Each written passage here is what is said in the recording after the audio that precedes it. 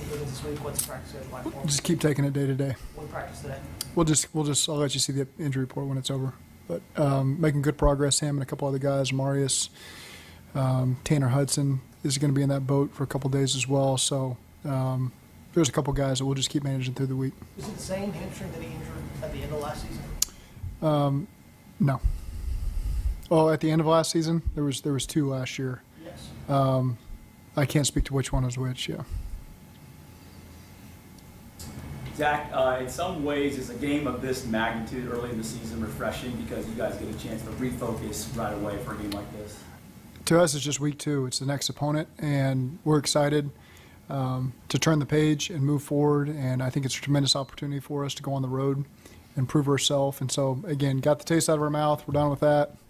And now we get a chance to move forward. I thought we had a good walkthrough so far, so good start to the week. And now just about bringing energy to the table and getting excited about what we've got in store for these guys, and I expect that to happen. Is there a certain feel or vibe to it when it's this team that you've played so many good battles with the last few years? Well, there's a lot of knowledge on both sides of it, for us and them, just because we feel like you play them about as much as we played a divisional opponent, not always twice a year, but for a couple of years there was twice a year. So you feel kind of on that level of just because we played them as much as we've played any team in the league outside the division.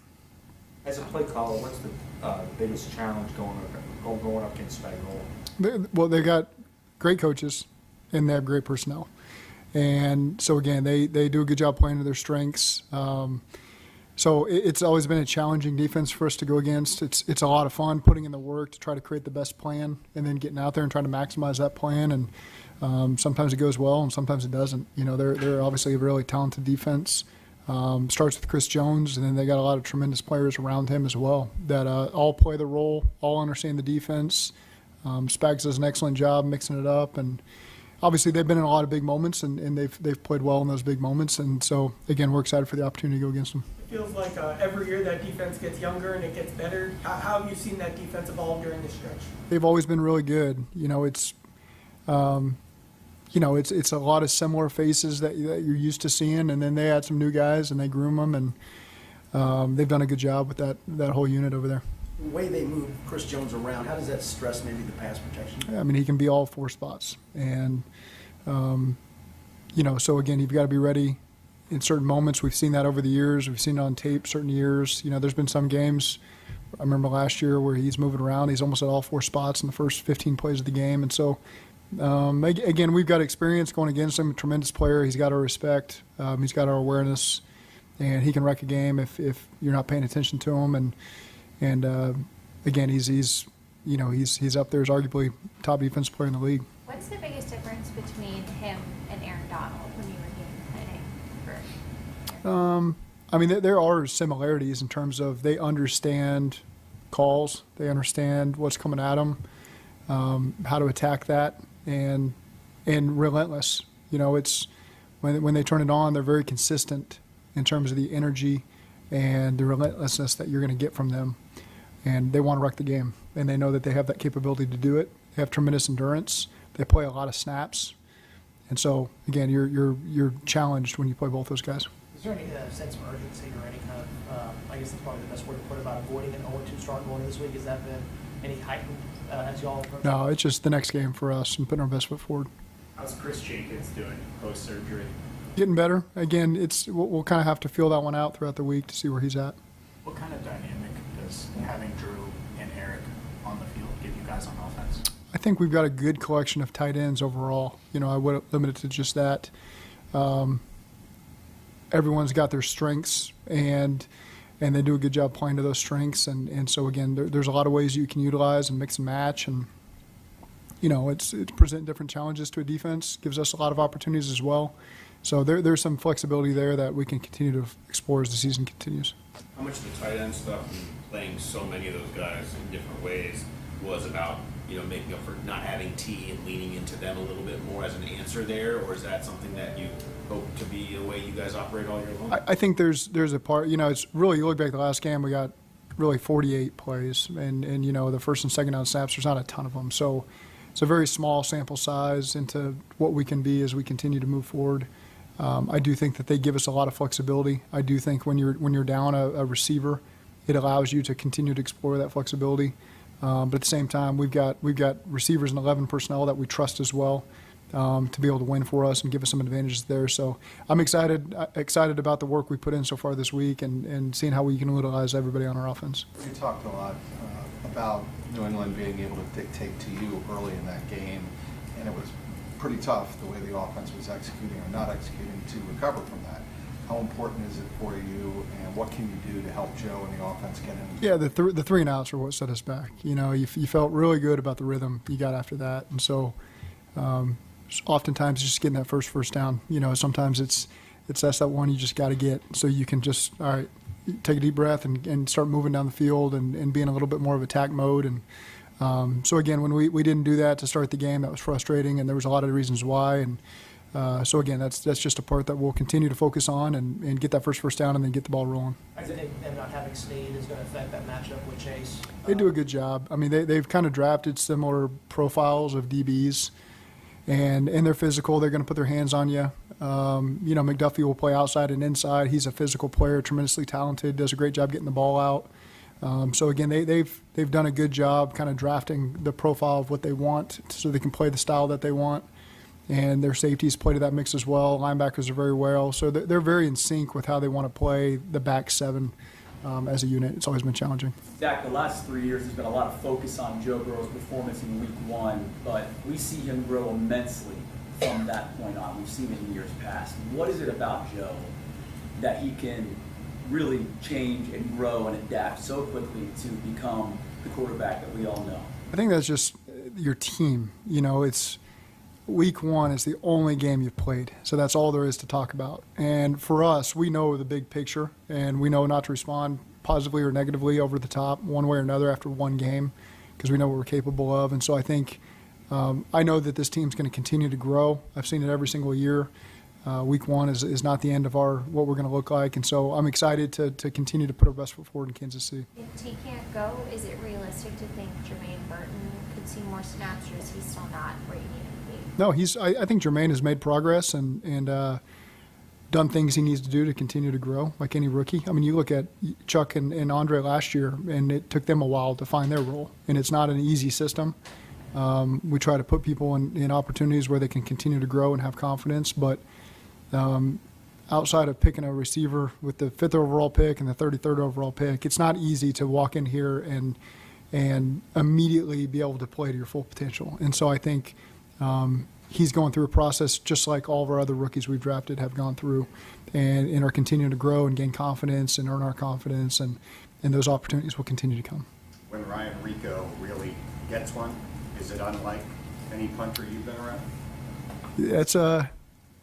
It's pretty good. You know, I think you'll have to check it, but I think Sam Cook probably had one in 2005 at Nebraska that I remember flipping the field from about the -10 to, I think inside, it was probably around 80. So I've been fortunate to be around some really good ones before that can get a hold of it. And Ryan Plackemeier was my college roommate my freshman year at Wake. He got drafted by Seattle, played with Sam Cook. You know, so I've been around some big legs before, so I've been very spoiled by that. Johnny Hecker.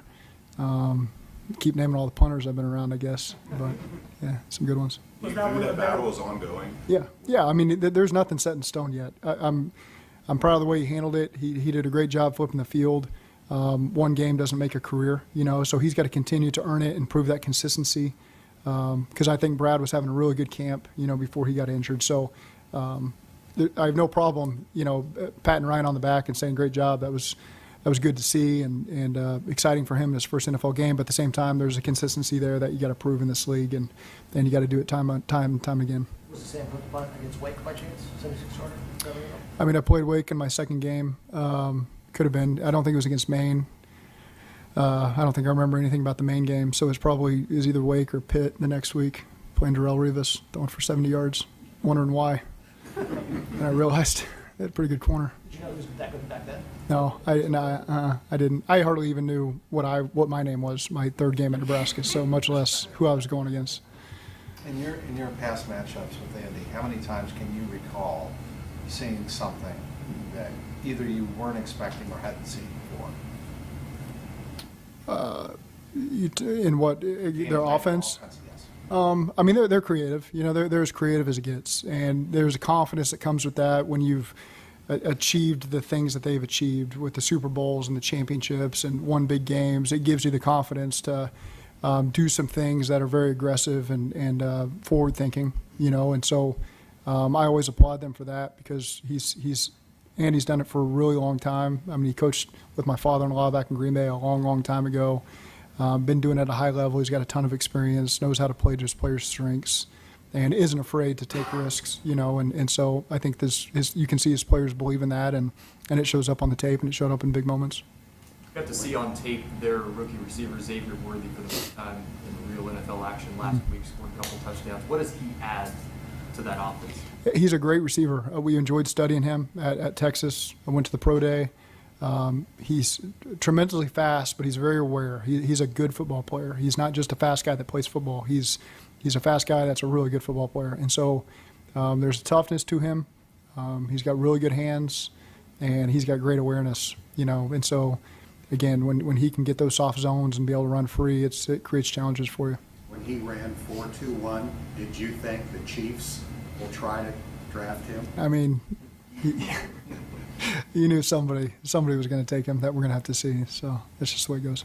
There have been these rivalries in the NFL, right? You go back to the Niners and Cowboys, and there was the Peyton Tom Brady. To be in this, what's it like to be part of Bengals and Chiefs now going 6 times here in like 3 years? It's always a good matchup. It always just comes down to the fourth quarter. Some good, some bad. You get the best out of everybody. And I just think when there's so much talent on the field and tremendous atmosphere, it brings out the best in our crew, and that's what you enjoy. You like guys that play well in big moments, but you know, we can't take for granted just because of how we played them in the past. We're going to walk out there Sunday if we don't do the things we got to do this week. And so I think that's a challenge for our players and coaches to remain focused and put in the work so that we feel as confident as we should when we walk on the field on Sunday. Does your philosophy change at all in how to, coaches talk all the time about you got to play Kansas City differently, you got to play Patrick a little differently. As you've gone through all of these matchups now with them, has it changed from what it was when you were first, in 21, going all the way down the field and going for a fourth down? I think it's too soon to speak on how we're going to play them. They always give you something to think about. There's plenty of examples on tape of them in these moments and the good and the bad of how you can play it. Some in our games, some in other games, and so I think there's always a lot to talk about as you get into game week here and you get closer to Saturday and Sunday when you have those bigger conversations. You have to be aggressive, right? I mean, isn't that kind of the common theme no matter what? Or you have to be aggressive against them or differently, even more so than other teams? We've been aggressive, so I think that it speaks for itself. It's maybe that'll change. Maybe over the next 4 days we'll have a different philosophy for this one as we really evaluate the tape and where they're at right now. And but again, I think we've been in those moments and we've been pretty aggressive. Evan made a 51-yarder this week, which at this point seems so routine from him. Yeah. How far does it have to be before you start to think, all right, that's on the border? The game situation matters sometimes, the flow of the game. There's just a lot that you factor in. It's not just because he's got a big leg and you have confidence. And it's not, there will be moments maybe we turn down a big one and it's not because I don't have confidence. It's just because of the game flow or the situation or something we've determined beforehand. And so there are many factors that go into it. I've got a ton of trust in Evan. I've always said that, and I believe it with my gut that he's going to make whatever kick you put him out there for. Sometimes you just have to weigh a lot of things as you make a decision on that. Playing Reed, Mahomes, Kansas City, what's the one stat that's going to determine? Well, the turnovers is, it's hard to turn the page on what just happened to us. When you lose 2-0 in the turnover battle. So that's critical when you're playing a really good team. You can't give yourself a disadvantage where you give them an extra possession. And so I think Troy Walters does a great job presenting on our All About the Ball presentation today of what it takes and what we got to be better at, areas we can improve, and areas we've been good in the past. And so that's a big stat when you play in a big game like this. What do you feel like Joe Burrow's at health-wise going into week 2? I think he's good.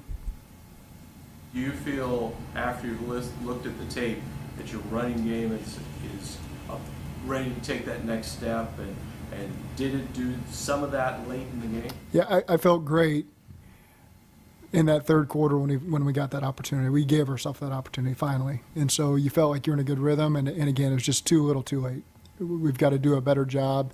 Sometimes you got to do a better job in the pass game to give yourself more plays so you can start establishing the run. And so there's a mixture of things that go into that mix. You look at our game against Kansas City last year, I think we had 42 plays in the first half, and we had 48 plays the other day against New England. So it just kind of paints a picture when you feel like you really harp on, man, 1 or 2 plays that you're just sick to your stomach about, and when you have such a limited sample size, that's what happens. I've been in those games a billion times, and know how to turn the page and know the next game can be completely different. You might get twice as many plays and a lot more opportunities to establish the run like you mentioned.